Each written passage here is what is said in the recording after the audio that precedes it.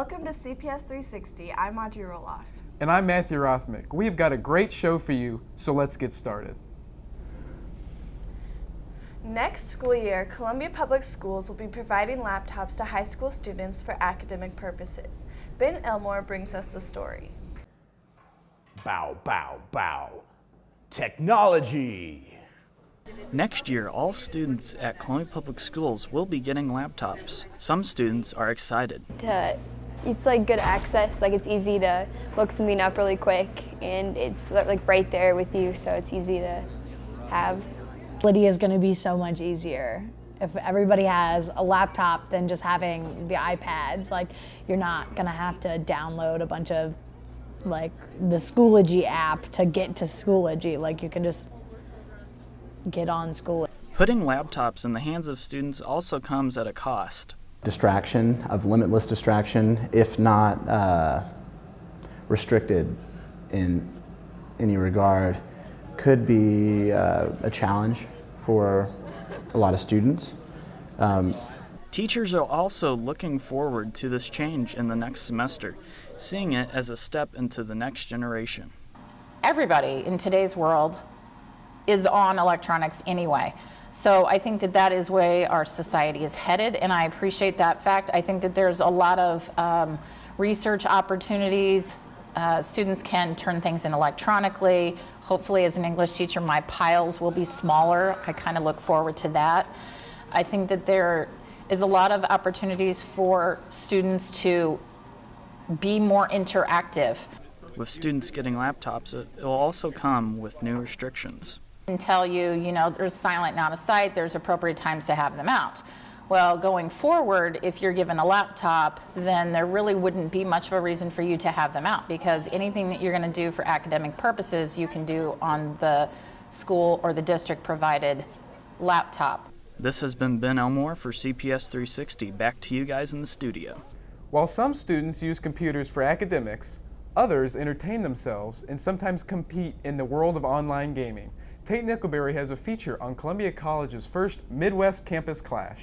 Over the weekend, Columbia College had a gaming event, which hosted teams from schools from all over the nation. It was a huge event that had over 1,000 people attending. I spoke to Columbia College's director of eSports about what the event had to offer. We had a ton of stuff going on. It was a great atmosphere, great events. We had the League of Legends tournament with a $25,000 scholarship prize pool, Madden tournament with a $10,000 prize pool, and then a ton of activities for fans and everyone to get involved in throughout the facility.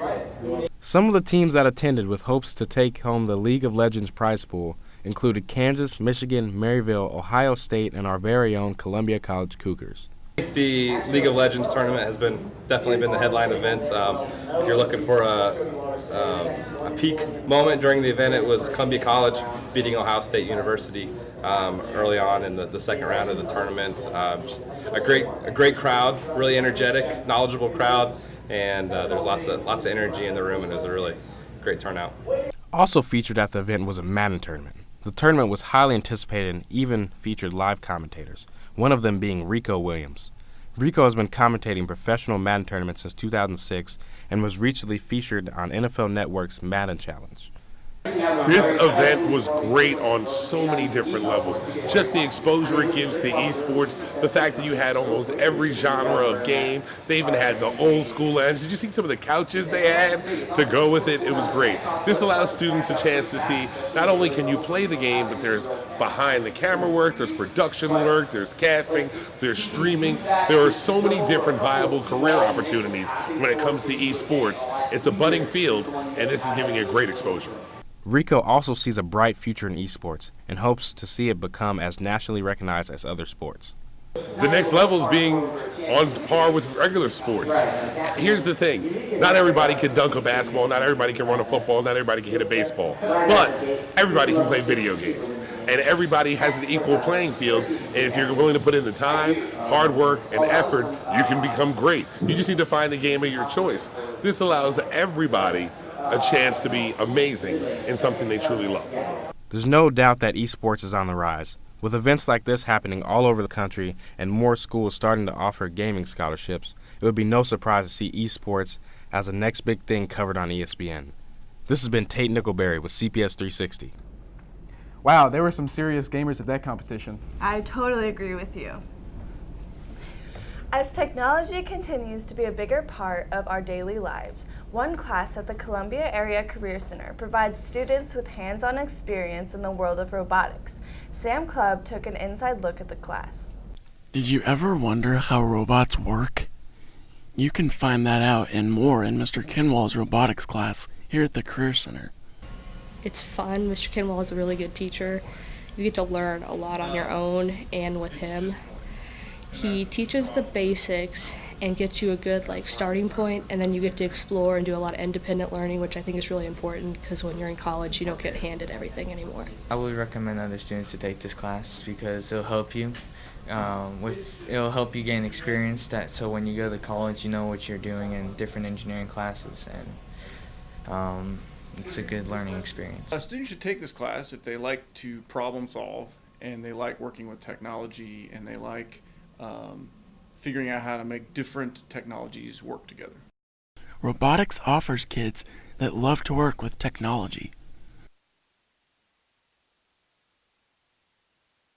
I think the best part of this class is really being able to do different projects and choose which project you want to do. Choose what, because for example, right now we're doing this robot arm where we have to move it from one side to another, and it's there's many ways to do it, and you get to choose your own way. There's not just one way to do it. If you love robots and making projects, you'll love this class. Reporting for CPS 360, I'm Sam Clubb. Moving from something modern to a historical craft, my co-anchor brings us a story from the University of Missouri's Museum of Art and Archaeology. The Museum of Art and Archaeology has many things to offer. Being one of the top 25 museums in America, it has professional aspects that not many museums can offer. One of their most anticipated exhibits has finally been completed after a 4-year-long process. It presents a series of chronicles focused on the history of American basketry that convey meaning while also interpreting American life. The basketry exhibit involved more than 100 people doing the different aspects of design. Students who were involved from different courses, working on educational programming, so designing curricular elements that were specific to this exhibit. There were people who were trying to figure out the best way to interpret baskets. Baskets can be very complex. We think of them as holding things, but in many cases the art baskets you'll see in the exhibition don't have an inside and an outside, so there's something else. Explaining that to people and making sense of it when they're walking through an exhibition and they may look at a single piece for 20 or 30 seconds requires a fair amount of thought and skill. Rachel Strawn Navarro, the assistant curator for the exhibit, has been able to experience basketry firsthand and learn new things about different cultures. There are 93 baskets in the exhibition, and I helped contact them and then was also the one that received all of the packages when they came. So they were all shipped mostly individually from all over the country. So there were a couple of months I was just telling somebody else that it's like Christmas every day where I get to open these boxes and see all these really beautiful works of art. So it's really a fun process. Alex Barker, the director of the Museum of Art and Archaeology, was involved in the basketry exhibit and had the responsibilities of coordinating different tasks. Well, museums are kind of funny places because they've got specialists in all sorts of different areas. People who do education and interpretation, exhibit preparation, researchers who prepare the content of exhibits. And my job is largely to just coordinate all of those different tasks, run interference for them so they can design the parts of the exhibition that they're responsible for, and keep out of their way the rest of the time. The exhibit would not be the same without the many docents involved.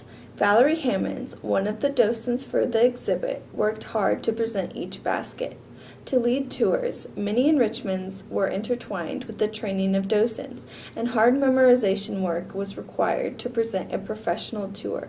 They do enrichments for the docents, so we hear from the curators of the exhibits, so that really helps us get background for them. And then there are 100 baskets or so, and it's really hard to tell people about each one.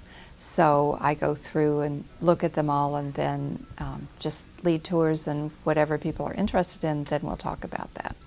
Overall, all the people that have put work into this exhibit seem to have a new fascination with basketry and the cultural aspects that go along with that. I actually didn't know anything about baskets when we started this project. It has been about 4 years taken 4 years to develop the exhibition, and I've learned a lot. I've gotten to be able to take workshops with some of the artists. I've done a lot of research and writing on basketry, and then also getting to help with the installation of the. I got to help with the installation of the exhibition. I got to help put them on the wall and that sort of thing, where I got to get to know them really well in a really tangible way. So, the Museum of Art and Archaeology is open from Tuesday to Friday, 9 a.m. to 4 p.m., and from Saturday to Sunday, 12 p.m. to 4 p.m. For CPS360, I'm Audrey Roloff. You know, you wouldn't believe how many baskets were in that exhibit. It really just looked like an amazing place. Yeah. Our last feature comes from Madison Wright. She got a behind-the-scenes look at part of the True False Film Festival. March March is an annual parade that is part of the True False Film Festival. March March is just a weird, big group of people screaming and shouting in the streets, being really happy, and just trying to show the love and, I guess, just joy that can come from people coming together for social causes that are represented in film. The parade incorporates colorful costumes, spontaneous music, and a carefree attitude. It's better than Halloween. People dress more bizarre, all the different, that stuff they come up with. That's a wonderful thing to do every year. Now they have it like once a month. Oh, they have an April March and a May March. Freedom of expression. All the different, and whatever somebody can think of, and then some. For frequenters of the festival, March March has become a tradition that they cherish and a highlight of the weekend. I feel like March March is kind of the spirit of True False. It's just like a general happiness and like quirkiness that is Columbia. Not only is March March a bright spot for festival goers, it also brings joy and imagination to the Columbia community. For CPS 360, I'm Madison Wright.